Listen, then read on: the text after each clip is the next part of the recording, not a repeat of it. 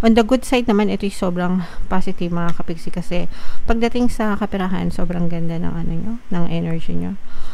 Guys, no? So, this is abundance of money. Yung iba sa nyo, guys, parang unti-unti nyo nang nararamdaman na tinutupad yung mga dasal nyo or dinidinig yung mga pinagdadasal nyo, especially when it comes to money pagdating sa kaperahan. Kasi nakita natin dito na talagang yung ano, yung parang nagsimula kayo ng slow, pero yung slow nyo nagiging progressive na siya. So,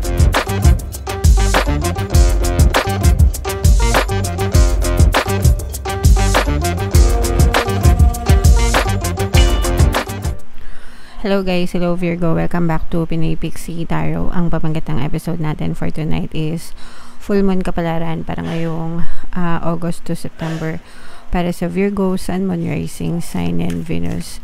General reading lang guys, pwede mag-resonate, pwedeng hindi, pwedeng positive, pwedeng negative. Yung pamagat ng ating full moon ngayon guys ay Sturgeon Moon. Yung full moon natin ngayon August ay sa August 19, tapos yung next na full moon naman natin ay sa September 17 mga kapiksi. So ang reading na to ay para sa period na yan.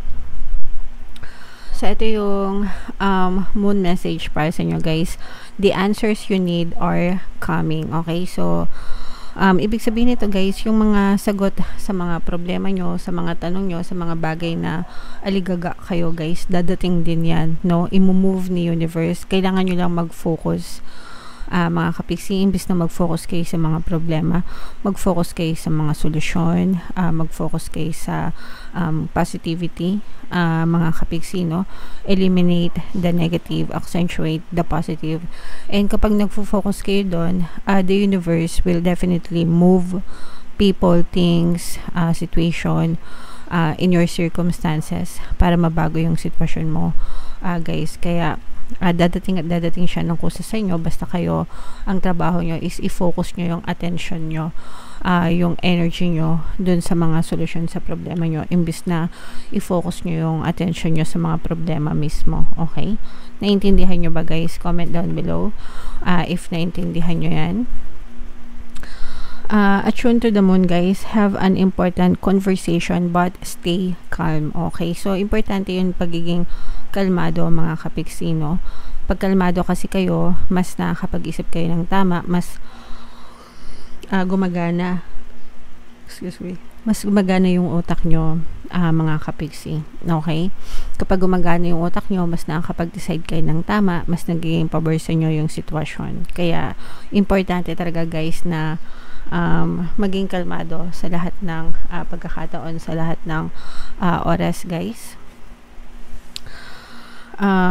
Additional meanings for this card guys, don't be superficial. Dun lang tayo sa totoo mga kapiksi.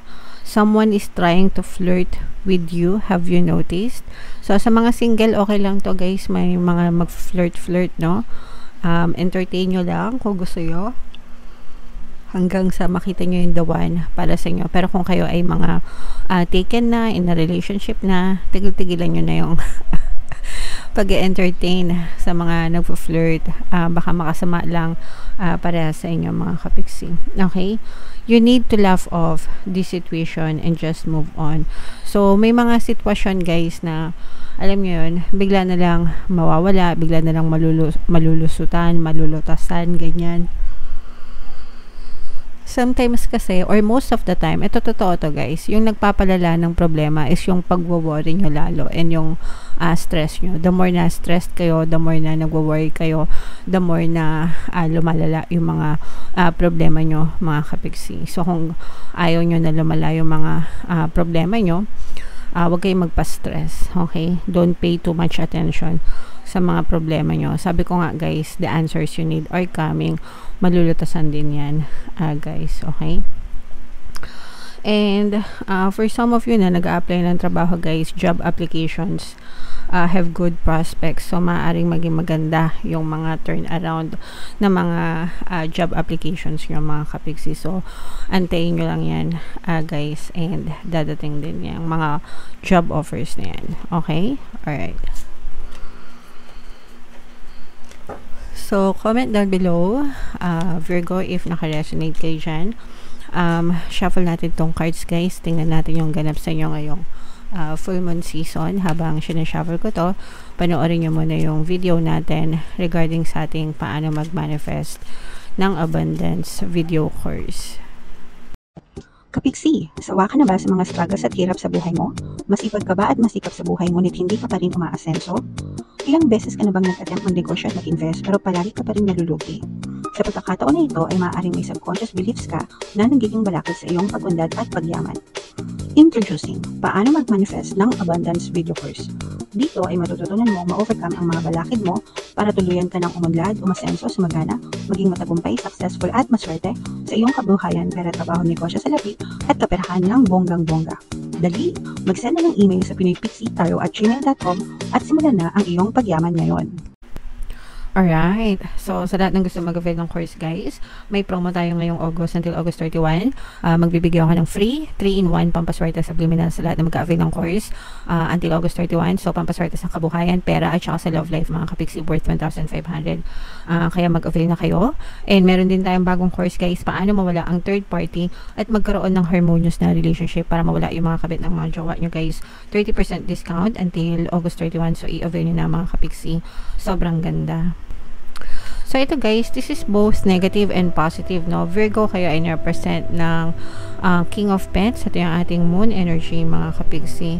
So, both negative and positive. Yung positive, sobrang ganda. Pero yung negative, medyo nakakatakot din, no? Kasi sa negative, guys, mag-ingat kayo sa mga manloloko. Baka maloko kayo, mga kapigsi. And ito ay magdadala ng labis na stress sa'yo. Labis na sama ng loob, mga kapigsi. Pwedeng sa pera. Lahat ng klaseng panloloko, guys, no? Pwede. So, pwedeng sa pera, baka ma-scam kayo sa pera, baka ma-scam kayo sa mga transactions nyo, mga kakilala nyo. Pwede rin ito sa relationship, guys, no? Kasi yung iba parang nararamdaman ko na maaari magkaroon ng betrayal issue pagdating sa pag-ibig, kaya baka hindi kayo masyadong makatulog. Pero later on, titingnan natin, guys, kung ano yung energy na masagap natin. Pero baka parang yung tipong hindi kayo makatulog na maayos, nababalisa kayo, medyo nai-stress kayo dahil sa betrayal ng inyong partner o specific person, or betrayal in general, guys. Baka hindi sa romantic relationship, pwede rin na baka may mag-betray sa inyo ng mga kaibigan nyo or kakilala nyo, ganyan. Yung tipong takasan kayo sa utang, o kaya naman i-backstab kayo, saksakan kayo ng patalikod, o kaya sa trabaho, mga ganyan, okay? So, pwede yun, mga kapigsi, pero medyo sasakit ang ulo nyo dito sa sitwasyon na to. So, medyo mag-ingat kayo. On the good side naman, ito'y sobrang positive, mga kapigsi, kasi pagdating sa kaperahan, sobrang ganda ng ano nyo, ng energy nyo, guys, no? So, this is abundance of money. Yung iba sa nyo, guys, parang unti-unti nyo nang nararamdaman na tinutupad yung mga dasal nyo or dinidinig yung mga pinagdadasal nyo, especially when it comes to money pagdating sa kaperahan. Kasi nakita natin dito na talagang yung ano, yung parang nagsimula kayo ng slow, pero yung slow nyo nagiging progressive na siya. So let's say for example, baka nagsimula kayong magnegosyo, yung negosyo nyo nung una maliit lang or konti lang yung kinikita, pero ngayon parang very progressive na siya. So let's say for example, baka dati mga isa, dalawa lang yung order sa inyo bawat isang araw, pero ngayon mga 10 na, 20 na, ganyan. So dumadami na, nagpa-progress na, mga kapiksi. And ito magtutuloy-tuloy ito, guys, no? Kasi magtutuloy-tuloy ito. Parang nabukas nyo na, parang nakapag-warm up na kayo. Alam nyo ba yun, guys? Yung parang nakapag-warm up na kayo, tapos ngayon parang ang layo na ng tinatakbo nyo, and kahit hindi na kayo masyado magpedal, parang umaandar na ng kusa yung sasakyan nyo o yung kaperahan nyo, mga kapiksi. So parang ganun yung energy na nararamdaman natin sa inyo. So you just have to keep on going, guys, and going and going and going until such time na talagang very stable and very secure na kayo. Pero ayan, guys, so yung sinasabi nating betrayal issue, maaari kayo magkaroon talaga ng trust issues, mga kapiksi, with another person sa buhay nyo. So medyo malakas ito, guys. Kanina pa natin yan nakikita. Kaya medyo mag-ingat kayo. Parang merong tatalikod sa inyo. pwedeng ikaw yung tatalikod or siya yung tatalikod dun sa mahabang pinagsamahan, no? Parang ang haba na ng pinagsamahan nyo nitong person na to, pero parang sa isang iglap lang, bigla na lang nawala or mawawala ang lahat. Parang biglang ganun na lang, okay? So, and ito, parang magiging medyo pabigat siya sa inyo. Yung mabigat sa inyo is yung tungkol sa betrayal, tungkol sa scam, tungkol sa panloloko, mga kapiksi. Pero dun sa ibang aspeto ng buhay mo, like yung sa pera or sa negosyo mo or sa trabaho, very magaan lang, very soft lang, very progressive, no? Tuloy-tuloy. Pero yung sa relationship nyo, parang yun yung medyo nagpapabigat sa inyo, guys. And sometimes nakaka-apekto din yun sa mga trabaho natin kasi hindi tayo makapag-focus no? May mga times siguro na iniisip nyo yung mga problema na yun, and imbis na mag-focus kayo ng tuloy-tuloy sa trabaho nyo or sa negosyo nyo, parang umaagaw eksena yung inyong emotional pain na pinagdadaanan. So, pero magiging peaceful din kayo. Unahin nyo yung sarili nyo, guys. Magpahinga kayo, baka masyado rin kayong nababurn out. Sometimes kasi kapag may mga emotional pain tayo, ang nagiging outlet natin is trabaho, negosyo, diba? Pero sometimes kapag ganun naman, umaabot naman dun sa point na nababurn out naman tayo. So, tamang balance lang, mga kapiksi. Kumbaga, find time to balance yung inyong trabaho and inyong sarili. Guys, ang importante is ingatan nyo yung sarili nyo. Makaka-recover din kayo, makakabangon din kayo sa mga emotional pain nyo, mga kapiksi. Okay? Strong water sign energy, mga kapiksi. May nakita tayong water sign dito. So, Cancer, Pisces, Scorpio, baka may ganyan kayo sa inyong natal chart or yung person nyo, baka may ganyan sa kanilang natal chart, mga kapiksi. Alright? So, ito guys, i-main nyo to sa comment section. Ito, abundance of money. Mind, abundance of money. Ito, peace of mind, guys. Magkakaroon din kayo ng peace of mind. Abundance of money, peace of mind, answered prayers, yan, i-main yan.